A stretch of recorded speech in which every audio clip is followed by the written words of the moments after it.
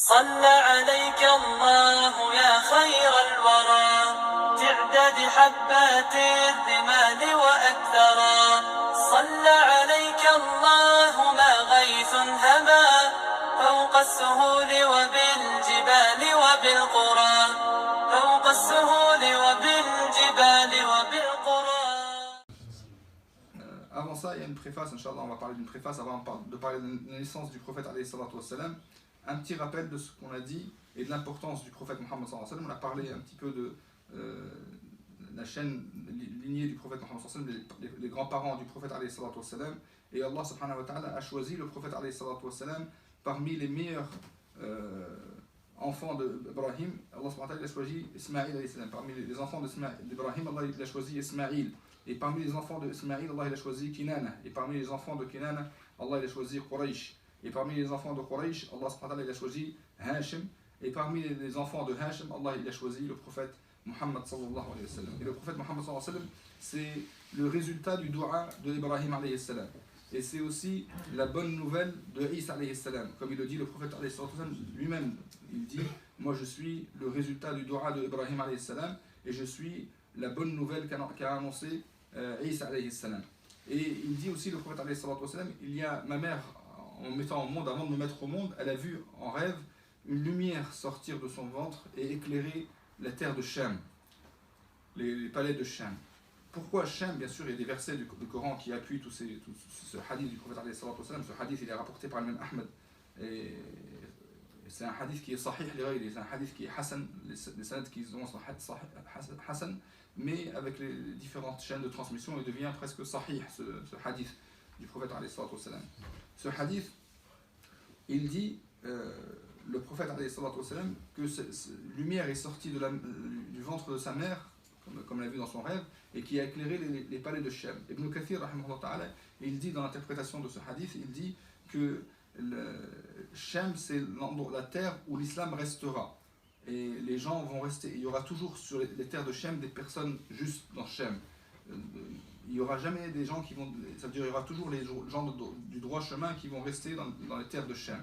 L'islam peut rentrer dans des terres et en ressortir, comme on l'a vu en Andalousie. L'islam est rentré en Andalousie, puis il est ressorti. En France, même en France, pendant des siècles, il y avait l'islam dans le sud de la France, à peu près plus de 300 ans, 3 siècles, et l'islam était en France, dans l'Italie, il y avait des musulmans. Mais après tout ça est parti, même les traces, il ne reste plus de traces qu'il y avait des musulmans, quelques traces. Si on fait des recherches, on peut trouver qu'il y avait des musulmans dans le sud de la France.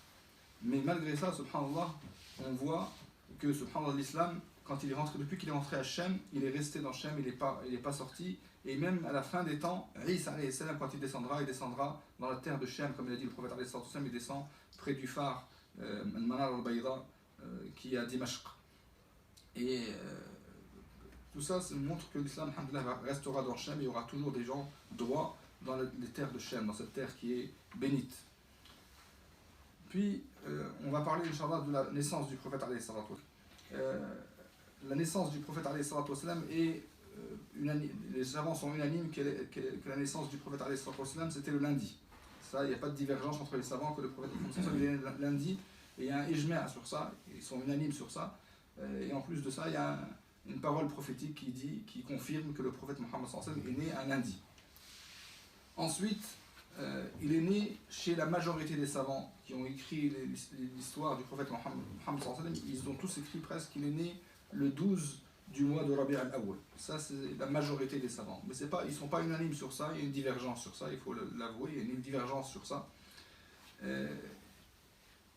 Mais on peut dire qu'il y a ils sont presque unanimes que c'est le mois de Rabi' al-Awwal qu'il est né le prophète Mohammed. Mais il y a très peu de savants qui ont divergé, qui ont dit qu'il est né en dehors du mois de Rabi' al-Awwal. La majorité des savants ont dit que le prophète Mohammed, si c'est presque unanimité, ils disent que le prophète Mohammed est né le mois de Rabi' al-Awwal, et ils sont unanimes aussi que le prophète Mohammed est né l'année de l'éléphant, l'année où il y a eu l'histoire de l'éléphant avec Abraha, le chef de cette armée, le roi Abraha qui est venu avec une armée pour détruire le Kaaba.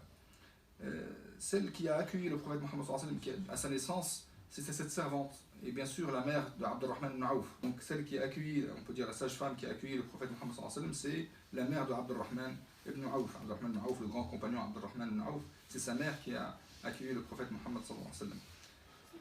Et Ayman, c'est la servante de Abdullah, le père du prophète Mohammed sallallahu alayhi wa sallam. C'est sa servante. Bien sûr, quand il est mort, Abdullah, le père du prophète Mohammed sallallahu alayhi wa sallam, cette servante est restée dans la maison de Amina, la mère du prophète Mohammed sallallahu alayhi wa sallam. Ensuite, elle est restée avec le prophète Mohammed sallallahu alayhi wa sallam. À la mort de Amina, elle est restée avec le prophète Mohammed sallallahu alayhi wa sallam au service du prophète Mohammed sallallahu alayhi wa sallam. Cette femme, c'est une femme qui s'appelle Baraka. Elle s'appelle Baraka, ça veut dire bénédiction, et c'est une vraie bénédiction pour le prophète Mohammed sallallahu alayhi wa sallam.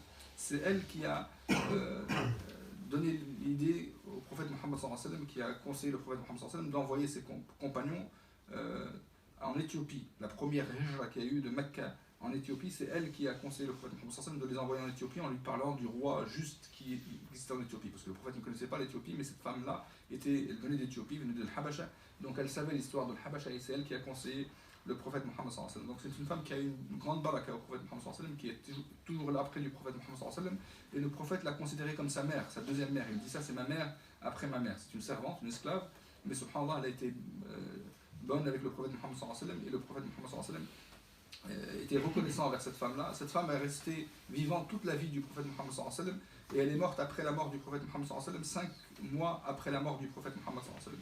Le prophète l'aimait tellement qu'il lui rendait tout le temps visite, à tel point que les compagnons ils ont remarqué ça, et c'est pour ça qu'Abu Bakr as-Siddiq, après la mort du prophète Mohammed sallallahu alayhi wa sallam, il a demandé à Omar, il a dit viens, on va visiter Ayman comme le prophète Mohammed sallallahu alayhi wa sallam l'a visité. Et ils sont partis visiter Ayman, et ils l'ont vu en train de pleurer. Ils lui ont dit pourquoi tu pleures, tu sais que le prophète Mohammed sallallahu alayhi wa sallam est allé chez Allah subhanahu wa ta'ala, et la récompense d'Allah est plus grande que ce qu'il y a ici et sur terre. Elle a dit mais je ne pleure pas pour avoir quitté le prophète Mohammed sallallahu alayhi wa sallam, je sais que ce qui est chez Allah subhanahu wa ta'ala est meilleur pour le prophète Mohammed sallallahu alayhi wa sallam, mais ce qui m'attriste le plus, c'est que la révélation est coupée du ciel, il n'y aura plus de révélation. Ça c'est pour vous faire montrer comment ils vivent avec la révélation d'Allah subhanahu wa ta'ala. Elle a vécu la révélation dès le début jusqu'à la fin, cette servante du prophète Mohammed sallallahu alayhi wa sallam. Et bien sûr, Ayman, elle a une histoire avec le serviteur du prophète Mohammed sallallahu alayhi wa sallam, Zayd ibn Haritha. Zayd ibn Haritha, c'est un des serviteurs du prophète Mohammed sallallahu alayhi wa sallam. Elle a une bonne histoire avec Zayd ibn Haritha, qui était le serviteur du prophète Mohammed sallallahu alayhi wa sallam.